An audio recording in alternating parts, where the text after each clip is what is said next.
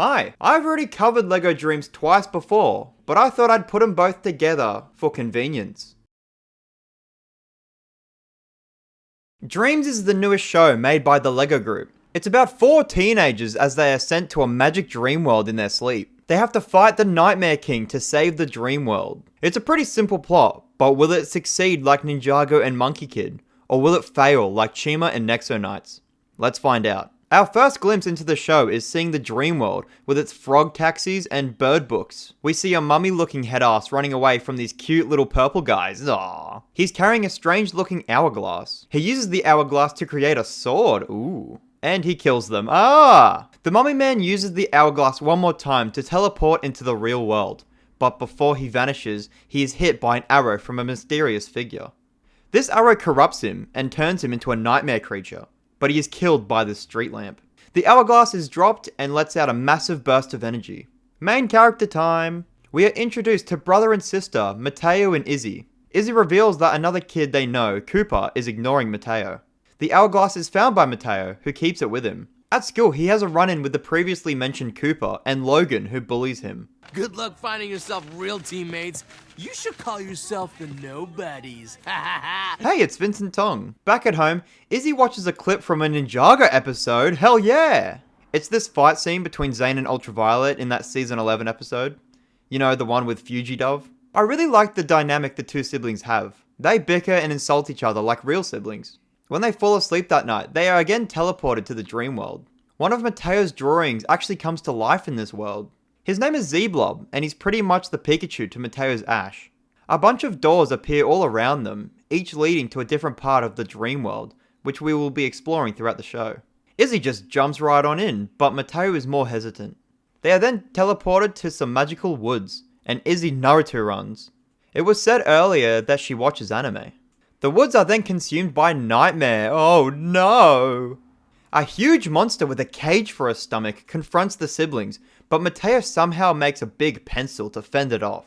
They are woken up just in the nick of time when Mateo's alarm goes off. Wait, is that my phone? After the pair leaves, we get 2 big things shown. We get to see the mysterious figure fully, and he is probably the coolest looking character in the show. And second, we see that Cooper has been captured by the cage monster. Mateo wakes up with this funny line. Take it all back. I love K-pop. Mateo also finds Z-Blob still in his bag in the real world, so it wasn't just a dream as they thought. Cooper is absent from school that day. We are then introduced to Mateo's teacher, Mr. Oz. Cooper is stuck in the dream world, and in turn is stuck in a deep sleep in the real world. And that was the first episode. I like to detail the first episodes in these videos because they are normally the hook for the show, which Dreamzzz does excellently. I really vibe with all the characters so far, and the dream world is an interesting concept. A new character enters the fray and is riding some dream creature. They are also looking for the nightmare creatures. This new character fights the nightmare creatures, but is scared off by more cage monsters. Mateo and Izzy head back into their dreams to rescue Cooper. They head back to the woods and are immediately met by the Night Hunter on his dope pirate ship car thing that can be bought for $239.99. Our heroes are chased into a little mushroom village. Mateo makes his pencil big again, which surprises the Night Hunter. Izzy also makes her plush shark come to life. Mateo uses his dream powers again to make Z-Blob a giant mech, and he begins to fuck shit up. Hell yeah! Cooper is freed from the cage beast, but in a heartbreaking moment. Night Hunter dreamcrafts Izzy's shark plus into his ship, which is so cool, but no, not the shark! The 3 kids are saved by Mr. Oz. That's the teacher, no way! Mr. Oz is struck by one of the Night Hunter's arrows, but before he's fully corrupted, Mateo saves him with a machine. Mr. Oz also has a monkey sidekick. And I am a chimpanzee. Thank you very much. Sorry, a chimpanzee. His name is Albert. Mr. Oz reveals that he is a dream chaser. He's part of an organization called the Knights of the Bureau that keeps the dream world hidden and the waking world safe. On their daring escape, the gang is chased by the Nightmare King on a flying pony. Cooper asks a very good question. Can't we just wake up? Oh, no, it's too dangerous to wake up. You don't know what you might bring back. But of course, the kids wake up and bring one of those shadow demons back with them. Logan catches up with the 3 musketeers while discussing what just happened. Logan helps them defeat the shadow demon using a light. Mr. Oz shows up again to exposition all over the kids. Ew. The Nightmare King wants to turn all dreams into nightmares and was defeated once before, but now he's back. Basic bad guy stuff. Mateo starts to get corrupted because he touched the Shadow Demon. Mr. Oz breaks all of the speed limits and Mateo falls unconscious. He wakes up in Mr. Oz's lab and the 4 kids decide to become dream chasers. Something I was shocked by was the writing. I honestly thought the writing would be really dumbed down for children, but it really isn't. It's written in a way so kids can understand it, but older viewers aren't turned off by the writing. Good job, Dreamzzz. Mr. Oz picks up the kids on his magical school bus ship thing and takes them to the Dream Forge so they can get their own hourglasses. The hourglasses help dream chasers create stuff, but they only have a certain amount of sand to do so. When they run out of sand, they can't dreamcraft until they wake up and go back to the dream world. Then they get more. It's a pretty interesting power system. I just want to quickly mention that the series looks great. The art style and animation are super polished and the characters' designs are all fantastic. The first trial the Rugrats have to face is getting past this big fella, but each of them fail and are woken up. The Nightmare King has an evil monologue about stealing imagination and using it to grow his army, blah blah blah. The next night they each try again, and surprisingly, Logan is the first one to get across, and the others follow suit. The Forge Master reveals that if they don't pass the Forge's tests, they'll become regular dreamers, unable to dreamcraft. Which doesn't make sense later, but we'll get there. They decide to think about it before rushing in. One of Izzy's classmates has been suffering from nightmares every night. I wonder who's responsible. Back in the dream world, Izzy runs off by herself to help her classmate. But this is the last night they can attempt the Forge's test, so it's a race against the clock. They obviously help Izzy, and Logan just tackles the Night Hunter, Lamal. They save the classmate and get away in a massive tire created by Cooper. Let's talk about all the characters. I like Mateo as the protagonist. He tends to overthink things, which leads him to be a bit cowardly, but he always comes through in the end. Izzy is fine. I don't really have any noteworthy things to say about her. I really enjoy Logan as well. He's kind of like Kai in early Ninjago, being very cocky, but it's dialed up more. He tones it down a bit more later, which exposes some insecurities, but that's a later topic. Cooper is very bland to me. I can't really say he has much of a personality. The team comes across the nice old lady that hangs out on Mateo's street. That's when, BAM! Izzy is taken by the Dream Bandit's bird thing we saw earlier. It's revealed that this bandit is Zoe that has been seen around school a few times. Night Hunter gets yelled at again, and Izzy convinces Zoe to help the guys who are surrounded by Grimmspawn. The Forge Keeper says time is up and shuts the doors to the Forge, but Zoe uses this stopwatch to reverse time? I can't wait for that to never be used again. Zoe also dips. The monkey reveals that the Forge's test will try and wake the team up, and if they do that, then they won't get an hourglass. The hopefully future dream chasers are stuck in quicksand, and Logan immediately wakes up. Loser! Outside has Mr. Oz and Monkey holding off the nightmares so the kids have enough time. The Forge separates the final 3 and tries to scare each of them awake. Izzy is haunted by a claw machine trying to take her plush shark away. Cooper is actually tormented by his parents' voice, laying on the pressure, which gives us a peek into Cooper's world. His parents put so much pressure on him and are always unhappy with his achievements. Zoe returns to help stop the nightmares. The children are swarmed by their fears, but Mateo figures out that they need to dreamcraft their own hourglasses. They each succeed in doing so, and even get a seed to plan on their landing. That's the place where they spawn in. After reuniting with Mr. Oz, the hourglass from the start of the show is revealed to be owned by someone named Lunia, who used it to defeat the Nightmare King before. They need to fix Lunia's hourglass, and to do so, they need to find someone called the Sandman. The next episode starts in the waking world, which is a little weird now that we've spent so much time in the dream world. The normal, boring kids practice for an event called Sheep Week. It's like a sports competition. Mateo, Izzy, Cooper, and Logan are on a team together, but after Logan's impressive performance, look at him go, he switches to the Wolves team. You bastard.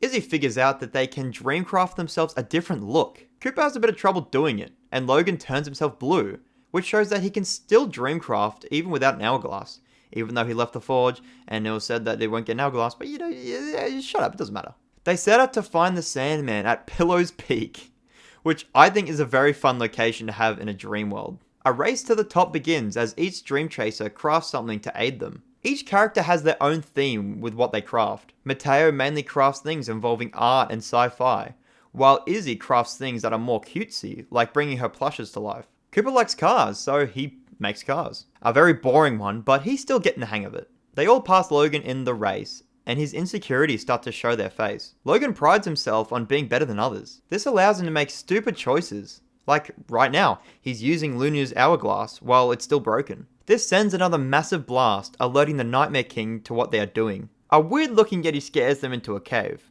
Izzy tames the beast with a makeover. Hey, would you look at that? Cooper made his outfit. The Night Hunter starts to catch up to the Dreamers. Izzy and Cooper are out of sand for the night, and they are all mad at Logan for using Lunya's hourglass. One scuffle later, and that Yeti is corrupted into a shadow terror. This is so sad. They escape, but the Yeti gives Izzy a sort of map to the Sandman. They can't figure out how the map works though. This is the Lego show, however. Take it away, disembodied voice Tom. What up? It's me, disembodied voice. I thought I'd break up the review with a Lego set. Mateo and Z-Blob the robot. What an interesting name. Oh, look at that! Custom art.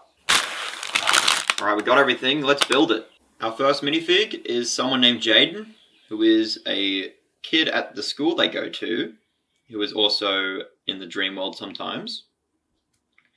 We can put him to bed there.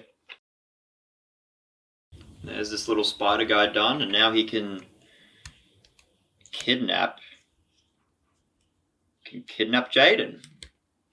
Bum bum bum bum bum, off he goes. And there we have Mateo. He's got his pencil and his hourglass, which is a really cool touch. It's a really cool piece as well. Good minifigure. You can go over here with Jaden. Go stop him from being kidnapped. Also, here's Z-Blob. He is a blob, I'll give him that.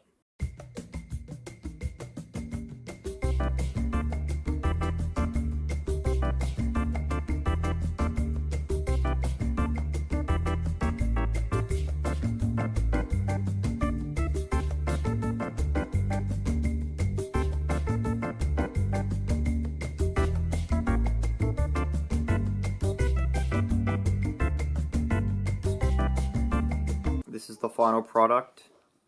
He looks dashing. I put him next to the Sora robot from Dragon's Rising. He fits right in. Logan, Mateo, and Izzy do inventory at the Night Bureau. The chief inspector for the Night Bureau shows up to, inspect? Turns out that the Night Bureau can detect when something from the dream world enters the waking world. So Celia is here to find it. That, of course, is Z-Blob. Zoe shows up to watch? You're probably thinking, where is Cooper? Well, he's got other things to do, like homework and soccer. The inspector finds Z-Blob, but Logan accidentally shoots her with a device that makes you reenact your last dream. Her last dream was her as a baby for some reason. To make things even worse, Z-Blob goes on the run. Was that Z-Blob shit he was just eating? The others are still trying to turn the inspector back while Mateo chases Z-Blob, who is now a massive balloon. Cooper helps Mateo, and after they get Z-Blob, they go back to the Night Bureau, where Cooper fixes the memory dream device. There aren't any repercussions, yay! I just realized. That was a filler episode. It was an entertaining episode, but I think it was a little weird for Z-Blob just to run away. The Nightmare King roasts Night Hunter again, and hey, that seed they planted at the landing has grown a bit. Mr. Oz lets the kids have the night off, so they go to a place called the Cyber Realm, which is pretty much a gaming palace. Mateo and Logan are beefing over who gets to ask Zoe to be on their Sheep Week team. The game they decide to play is laser tag, kind of. Each player gets 3 hearts that are always above their heads, which is a really cool detail to me. Our heroes decide to cheat and dreamcraft their way to victory. Mateo finishes off Izzy, and Logan is actually doing very well, even without dreamcrafting. Cooper is also eliminated by Logan. Z-Blob destroys 2 people, holy shit! Mateo begins to actually beat Logan at something. Logan is then approached by another dreamer who gives him a USB stick. He plugs it into the game and becomes invincible. Logan is eventually the winner, and everyone sees that he was cheating. This USB unleashes a virus on the whole cyber realm. This allows the Night Hunter to show up and start kidnapping dreamers. Hunter is able to dreamcraft, and his conversation with Mr. Oz in the first episode tells me that he once worked for the Night Bureau, before switching to the Nightmare King side. Anyway, they remove the virus and save everyone. Yay! We also see that the guy who gave Logan the USB was the Nightmare King in disguise. Ooh. He now knows that Logan is the weak link of the team. That was probably my favourite episode. It had an interesting plot and solid action. Logan rejoins their Sheep Week team. Today's Dreamworld adventure is finding their teacher so they can cheat on a test. Guess whose idea it was? They use a device who can track anyone they want in the Dreamworld. This device was actually shown in the episode with the inspector.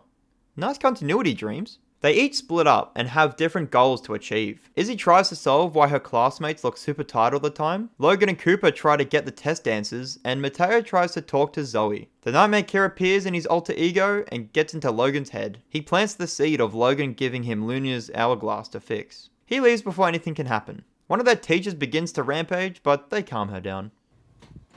I just did a horrible job explaining that episode. So basically, they go into the dream world because they want to get the answers for a test because they think they're going to fail.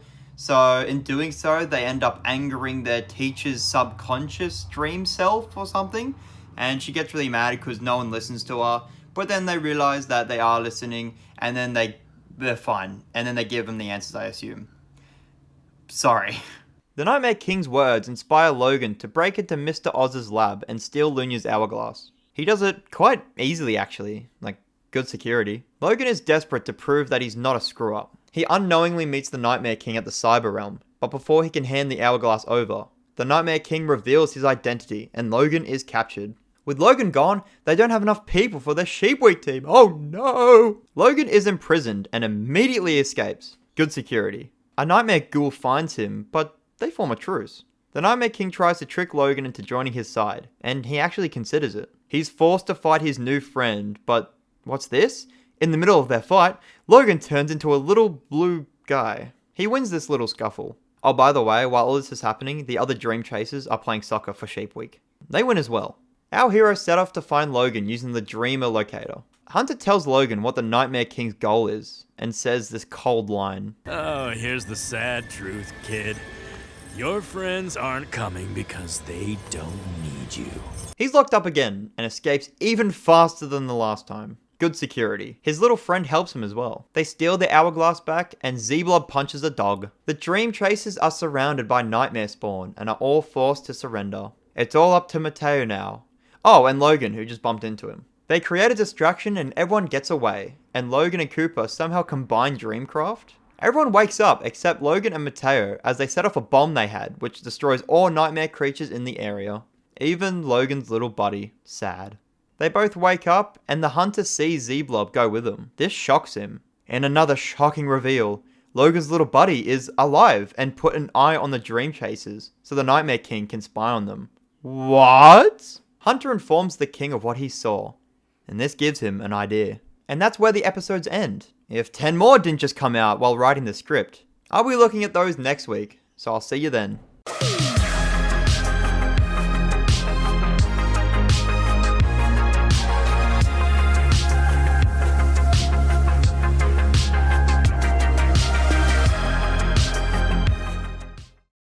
Welcome back to the Dreamzzz review. I said everything I wanted to say at the start of the last video, so, go there now!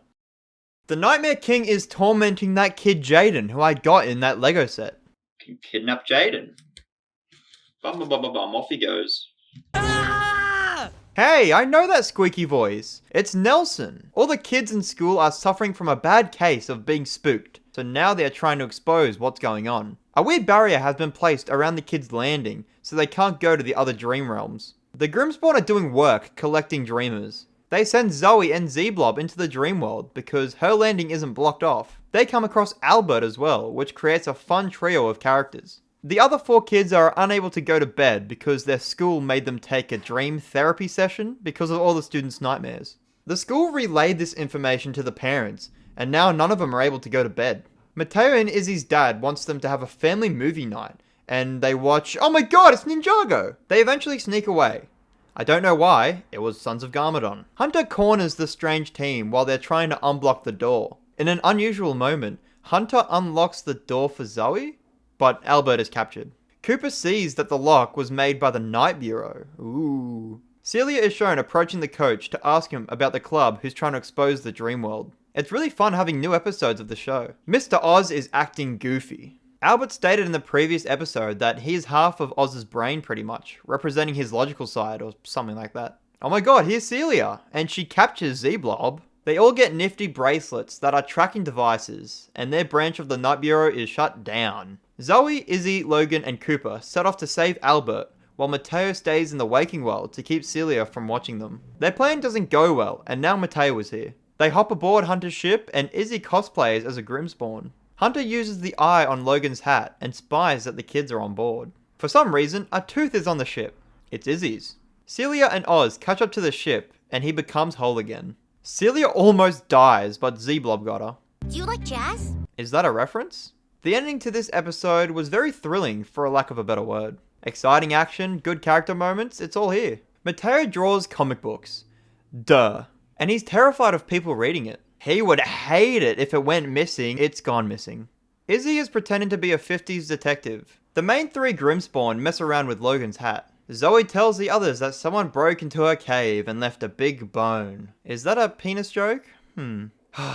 There isn't much happening in this episode. Basically, Logan likes doing K-pop dance moves. Mateo tries to ask Zoe to a festival event at school, and the comic book was with the nice old lady the whole time. Everyone sees Mateo's drawings, and it might be the theme for the festival. That was a complete filler episode, and not one I enjoyed. It was just boring, honestly. This is probably my least favorite episode of Dreamzzz. Mr. Oz says that tonight they're gonna track down the Sandman. The gang fly into a green misty realm called the Murky Realm, where dreams are forgotten. They hear a song in the distance, which causes them all to go into a trance. Logan's loud-ass music knocks them out of it, but Mateo, Zoe, and Z-Blob fall deeper into the realm, where these sirens live. Hey wait, it's the Watch the Pauses time. Hang on. Mateo and Zoe are found by this. They begin to forget things about their lives. The Night Hunter is also here. This witch is just as blind as a blind person, who is definitely not evil. The others find runes on rocks, but they don't understand it. The Night Hunter and Zoe get into a brawl, but he spares her and calls her kiddo? That's a little weird. The witch shows Mateo some of his old memories, and Izzy falls victim as well. The Night Hunter and the witch know each other apparently. It was Hunter who trapped the witch here in the first place. And Z-Blob punches another dog. Albert saves them all before they are siren food. They finally arrive at the Sandman's hiding spot, and here he is. He'll fix the hourglass in exchange for a dream. Zoe had previously forgotten about her mother teaching her music, and it was saved by Mateo. She gives it up to pay for the repair, and the witch is able to leave the Murky Realm. Uh-oh. Thank God this was a good episode. I was seriously concerned that the series would have more boring filler, but so far we seem to be back on track. Nova's nightmares have driven her to not sleep for a week, which is kind of messed up. Izzy comes up with a plan to give the Insomniac Club better dreams so they can finally sleep. The Cyber Realm has now fallen to the nightmares, but then we get to see the Candy Realm. Logan and his little friend are reunited when he remembers that he faked it, so he's not happy. They all form a truce and eat oversized junk food. Once again, the Night Hunter shows up to ruin the fun. The Grimmspawn sell out our heroes, and Hunter causes the Candy to fight back. I don't think they were happy watching their fellow Candy get eaten. A chase begins with a giant turtle van and gummy bears. What the hell am I watching? Z-Blob turns into a giant jelly pile, and we finally get payoff to last season, when Logan dreamcrafts Cooper's car into a crocodile. Finally! I've been waiting for Logan to dreamcraft since he turned into a dwarf. The Insomniac Club has a good night's sleep for once, and Lunya's hourglass activates after Izzy sings a lullaby. What's up, my radical dudes? Welcome to Cool Topics with Cool Dan. I'm Cool Dan.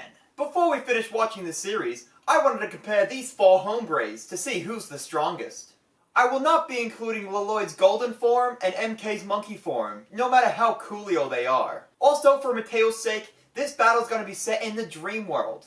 The weakest here is Laval, cause Chi just makes him a little bit more stronger. Plus, his physical abilities don't give me high hopes for him, unlike me and my massive muscles.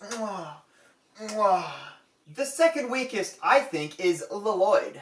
I know what you're gonna say. Cool Dan, you must be drinking too much Red Bull, because that's cray-cray. Lloyd is a good physical fighter, but I can't see him standing up against these two, even with his elemental powers. Mateo and MK are both really strong characters. Dreamcrafting allows Mateo to make anything he can think of, which is absolutely goated. But MK has so many different powers he can use. Mateo may not be the greatest fighter, but he has Z-Blob there to help him stand a chance. And Z-Blob is dope. MK does have a lot of abilities like shapeshifting, super strength, and great speed, but all of his victories were done with help by others. Mateo, unfortunately, can run out of Dream Sand, leaving him defenseless. So I'm giving this win to MK. MK is just lit by himself anyway. I just think he would demolish him. Feel free to argue in the comments. I'm Cool Dan, and it's been tubular seeing you all. I'm gonna go skate now.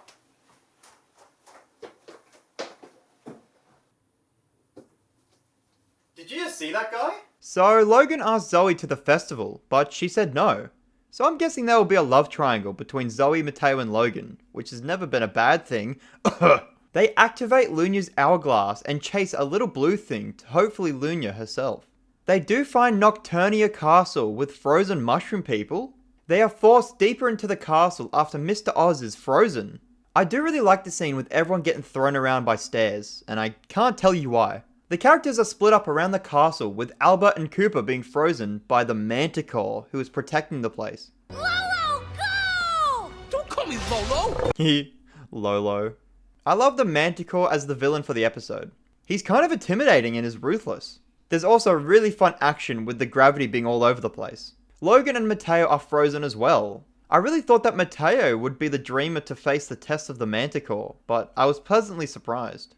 Okay, the Manticore is gross and weird. He tries to fuck with Zoe's mind until she remembers the friend she made along the way.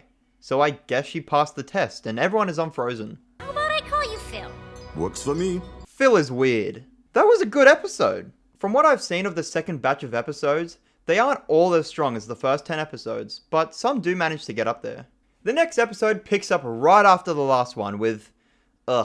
Phil. The team finally figures out the eye on Logan's hat. Oz promptly destroys it. The Nightmare Spawn are rolling in, so two teams are formed. One to fend off the nightmares, and another to solve the story of Luna. I feel like they do the whole splitting up thing a lot in the show. The puzzle team solves it, and we get our first look at Luna. Alright, strap yourselves in, it's story time. Luna had a dream creature pet named Migo. They were inseparable, but when Luna had to go do Dreamkeeper stuff, he got upset, which turned to anger. He tried dream crafting using her hourglass, but Miko was already a dream creature. He couldn't do it. The two ended up fighting, with Migo trying to contain her so he was never alone. He was then turned into, dun dun dun, the Nightmare King. Honestly, this was a good twist. I didn't see it coming and it makes some sense. Migo then realized that he can turn Dreamer's imagination into Grimspawn. The defense team isn't doing so hot. Nightmare King has had enough. He goes into battle himself. Wait, he can stop lasers? The Nightmare King actually wrecks their shit. Destroys the windows and takes Luna's hourglass and Z-Blob. Why didn't he do this sooner? Mateo was forced to use the last of his dream sand to save Logan instead of Z-Blob. And there they go. The episode ends with them having the idea to put the mirrors back together. And that was probably the best episode, hands down. Everything was done so well. The action, the characters, the plot, and we even get some lore of the world. I'm finding it hard to describe why it's so good. Just watch the show, man. Mateo is a little bummed because of Z-Blob's capture, and he starts getting really aggressive. They finish repairing the window, but they don't have Luna's hourglass to activate it. The Nightmare King has lost it, forcing Hunter to dreamcraft a portal to the waking world, but it doesn't work. Mateo is being a little moody butt now, but Mr. Oz refuses to tell them how they defeated the Nightmare King the first time, because he was there. Nova is still sus of Mateo and Izzy, so she forces herself into their room. Through their combined efforts, they start to get it to work, but it doesn't last long as Mateo runs out of sand. He's still really angry. We get to see a flashback as Mr. Oz finally breaks and tells them what happened. When they were battling Migo, one of the team members was in danger in the real world, so Oz woke up to help her, leaving Luna and another Dream Chaser behind. He doesn't know what happened because he wasn't there. Mateo uses the Dreamer Locator to find the other Chaser, and guess who it was? Mateo attacks Hunter, but he does so using Luna's hourglass? Hunter tells him that only those with the power of the Dreamkeeper can use it. Izzy is woken up by Nova mid-fight, so a night terror is brought back. The terror escapes into the night. Mateo activates the last mirror memory, and Oz finally gets to see what happened after he woke. Luna used her hourglass to imprison the Nightmare King by making an entire realm.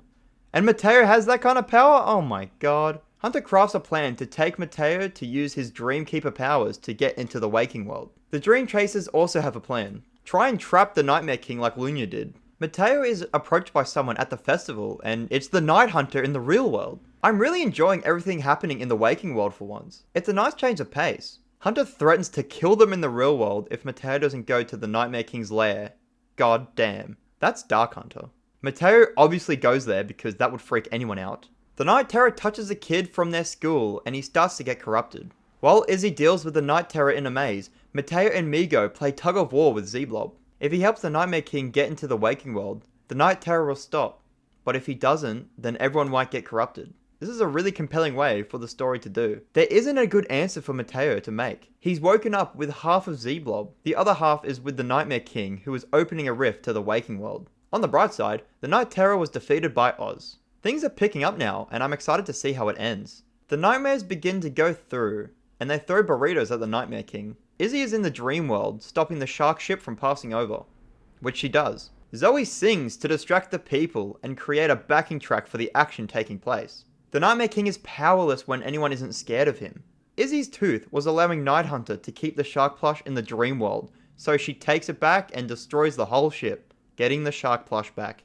Izzy dreamcrafts Lunya to draw Migo back into the dream world, with the others passing through the rift as well. Z-Blob is returned to normal and they make their escape back to the waking world. Before they return, they combine all of their power to craft Z-Blob into this big mech with all the kids' themes combined. The Nightmare King is trapped in Z-Blob's stomach cage thing, like he was doing to other dreamers. Z-Blob is left in the dream world to guard the Nightmare King. The final episode ends with Mateo finding Logan's little buddy in his backpack. What a trip. To answer the question, should you watch this show?